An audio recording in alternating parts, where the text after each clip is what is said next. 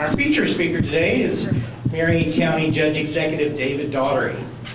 David is a 1986 graduate of the Marion County High School. He attended St. Catherine College and Eastern Kentucky University. Before being elected to his first term in 2014, he was in the banking business. He and his wife, Renee, have triplets, Ben, Caitlin, and Samantha. So please help me welcome the man that needs no introduction, Marion County Judge Executive David Daugherty. Thanks a lot, I appreciate it. Before I ran for this job, I went and talked to John G. Mattingly to see what it all entailed, and to be honest with you, I don't think I've learned in 2 years and 4 months what all it does entail. So it's something different every single day. It's something I'm thoroughly enjoying doing. We've got a great community here. I don't think I could have come in at a better time. We're financially probably as sound as we've ever been. I've got some statistics here that's I'm going to share with you. Economically, we've got about $3 million in reserve right now, and that's up from $1.1 million in 2012. So we're a lot better off than a lot of counties. I really can't think of a better place to be than being here in Marion County. It's just a short time I've been here, I didn't realize what really did go on behind the scenes of county government, all the agencies we have here, community action, and all these type places. I mean, everybody here just wants to help. Anytime you got questions or problems or anything, it's just a great community. Every time I go somewhere, they say, "How y'all doing in Marion County?" You know, we got 31 industries here in Marion County. And part of the reason is the city and the county just get along so well together. I won't mention a name, but one of our representatives in another county said his county was the worst he's got in his whole district. You know, one of the sheriff's in trouble and things are going on, and you know, we don't seem to have those problems there. Thank goodness that we don't. So we're very fortunate to have good leaders in our community.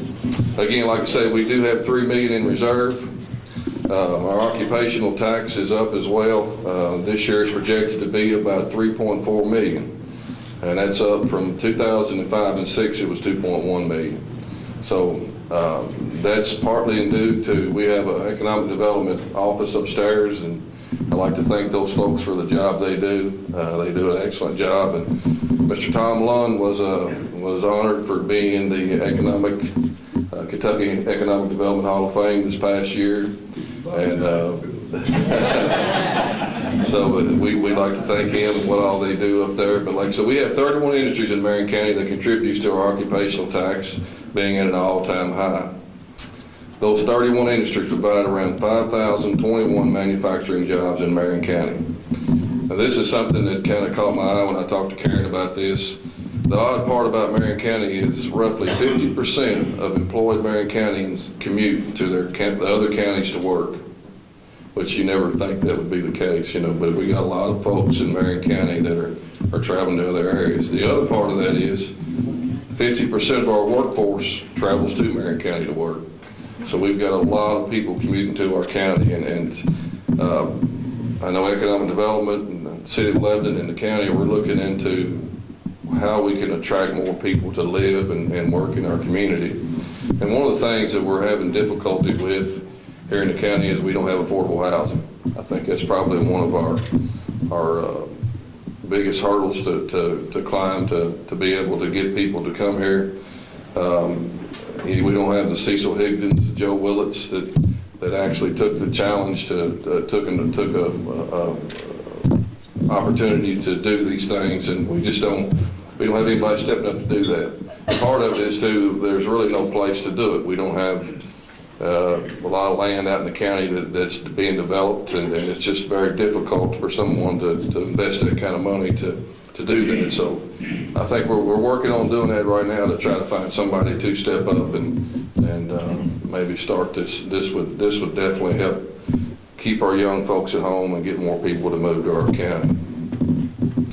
Another thing that Marion County is very unique from other counties is we do a lot of our own stuff. We got our own road department, have our own county-run EMS, animal shelter, detention center. CD&D landfill, we do our own snow removal, dead animal removal, and now we have our own career center. I guess you all know about February 15th, we got the we got the announcement that our career center was going to be closed, which was a pretty big blow to the county because they do a lot. And again, that's another example of how the county and the city has stepped up. I went and seen Tom and Gary Crenshaw, and I said, you know, as much as they do up there, we got to figure out a way to retain our employment office. So we stepped up and we've hired another county employee and basically took the career center over. I don't know if you noticed or not on your Facebook, if you see a lot of jobs being posted on the career center, for the career center. Before we took local control of that, and we weren't allowed to do that. So I think this is a big benefit, and people can see what's out there. And you know, Facebook is kind of the way to go nowadays. Amy Bland's here. She set us up a Facebook page for physical court. We have one. So if you don't know if your garbage is going to be set out or anything going on or what the dates change, we got it's on Facebook. So Queen of trashy updates. Amy's the queen of trashy updates. So we're trying to get with the times. One of the problems we've had in the past, we had some, this is not a good subject to talk about, but we had some delinquent sanitation bills. We were in a pretty big mess at one point. And since last year, we've collected $125,000 in delinquent sanitation bills. We've got another $75,000 in remaining contracts with folks that we're not trying to do anything to anybody. We're just trying to get what's owed to us, and we'll work with anybody any way we can. We're just trying to get that point across. But there's some that are uncollectible, and we're just going to have to end up writing those off. But we have made a big effort in that, so we're looking at about $200,000 in total, which is really a lot of money to leave laying on the table. So that's been pretty positive. I've had some people that's been upset with it, but I mean, that's part of the job. I got to pay mine, everybody here pays theirs, so it's just part of what we do. We've got some new software in our office now that is really helping us with sanitation and occupational tax. Before we didn't have any, our software stuff was really dated. We're getting it implemented right now, so I think it'll get a lot better, easier to keep up with. I know Kevin in our office has got a stack of papers on occupational tax about that tall, so you know, it's just we're doing it all manually right now, and hopefully we can get that updated and continue. I know there's a lot of folks in the county that are working that we're not even aware of. It's a moving target. So that's our next step, is to work on that, and hopefully we can get some more income from that.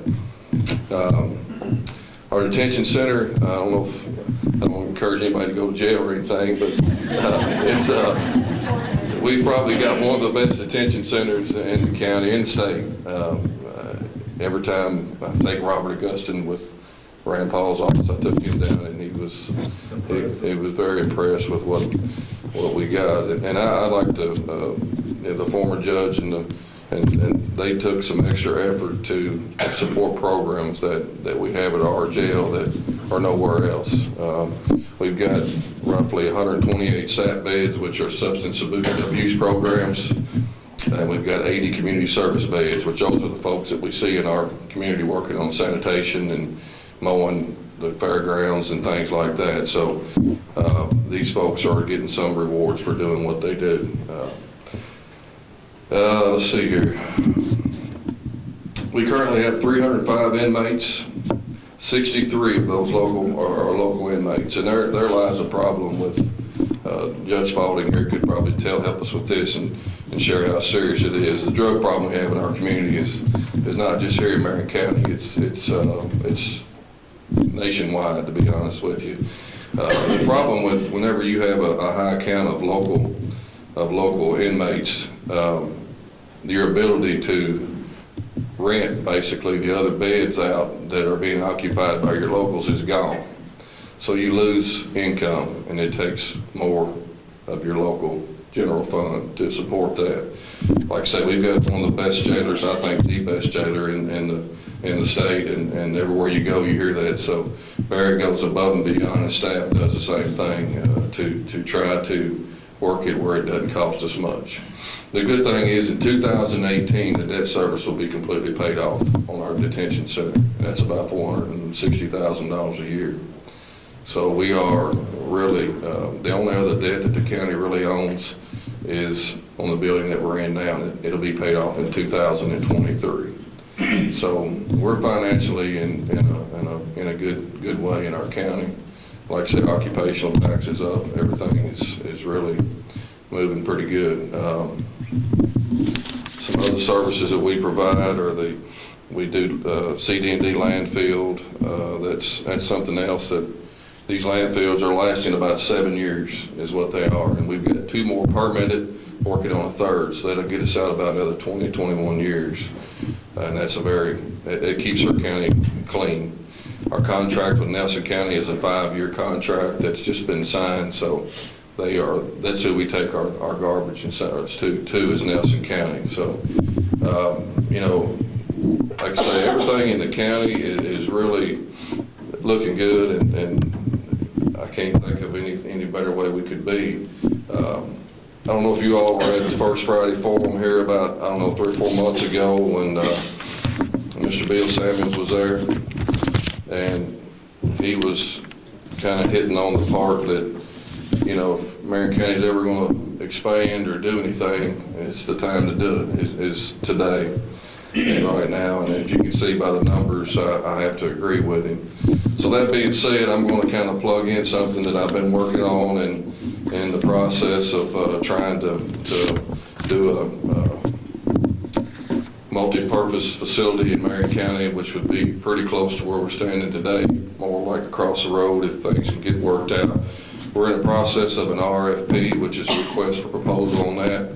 It's an 81,000 square foot facility that will hold a senior center, it will hold a conference center, and 2 gymnasiums and an arena in the middle. The way I go about every fair board meeting, and I tell you that's a great group of people that volunteer their time, and we've got events going on all summer long. So I think this would just be a carryover to what we can't do now. And the problem is, if you do get a big act or something good in here and if the weather comes in, you got to cancel. You got to carry insurance, and then they won't come back. So, having this to be able to possibly host events and having a shared place to go, I think would be a great asset to the community. I know our youth league sports, the Board of Education they have issues with insurance, and the ability to use gymnasiums in our school system is almost coming to an end, and they're starting to charge us to do so. So these 2 gymnasiums would give us the opportunity to continue with youth sports I think there was 300 kids in the youth basketball league this year. So, that's a program that has to be maintained, and that's probably why we've had some pretty successful ball teams in our county. So I hope this isn't something that everybody's against. I'm kind of pushing for it, and if it's something I didn't think we could afford or wouldn't better our community, I wouldn't even be considering it. But the good part about it is tourism, and the city of Lebanon is on board. So it'd be a partnership between us 3, and I think that's how it's going to succeed. We've discussed things with several different people on what to build, and like I say, it is in the planning phase, but it's my goal to continue to push it to be done, and hopefully it'll be something that we can grow the community with. As part of how you grow your community is give them something to do and better places to go.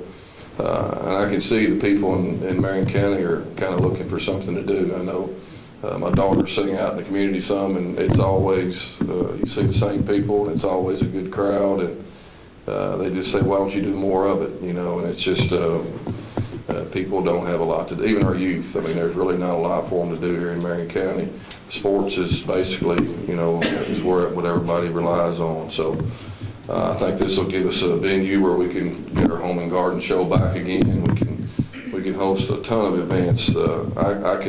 I can't think of an event that we couldn't do that car shows and things that we've never done here. I know Greg's talking about bringing sidewalk days back, and I think we might even make that a car show that day too. So, you know, it's the people in the community seem to support things that we do here. And like I say, I'm not trying to do this to break the county by any means, but I just think I've lived here my whole life, and I used to like to play basketball, but I'm too old to do that. But I might still shoot a little bit. But, you know, we never could. I'd see Taylor County, they had leagues, and, you know, we've got 31 industries here now. There's a demand. These industries need the folks to be involved in sports activities. I know we recently went to Go 365 in the county, and we didn't think we'd get any participation. We're already at 61% completion, so people are already jumping on board, getting healthier, and it's been a really, really positive thing that we've done. Does anybody have any questions? I have a question. Aside from the arena project, are there any other projects that you think would be really beneficial for the county and the city that you see in the future that we could? Well, we've recently, right by the fairgrounds, we're in the process of doing a camping area over here at the RV park and we're already getting calls on that. But anything else, I'm not aware of anything that anybody else is working on. So this would be something that I don't know of any other around that would be like this. It's a little bit of something for everybody. And our senior center downtown, I know we need a new one. I mean, it's really kind of bad that we've got to let it get that far, and it's just a dated building. So we need to be more active in that. So, does anybody else have any questions? Again, I do appreciate one thing I would like to say. If you have a problem with anything that we do in the county as far as sanitation pickup, potholes in your roads, anything, please call us. We don't know. I don't live on your roads. I don't, you know, I see some of the problems we have, and we try to get them addressed. But we do not mind if you call. That's my job. You know, I don't know about a pothole or a garbage can thrown across the road unless you call me. And I get a lot of those calls. So, but anyway, I do appreciate my job, and I really thank you all for listening today. And again, if you have any issues or concerns, my door's always open, and I'm usually there. So I sure do appreciate it. And thank you all for listening. Thank you.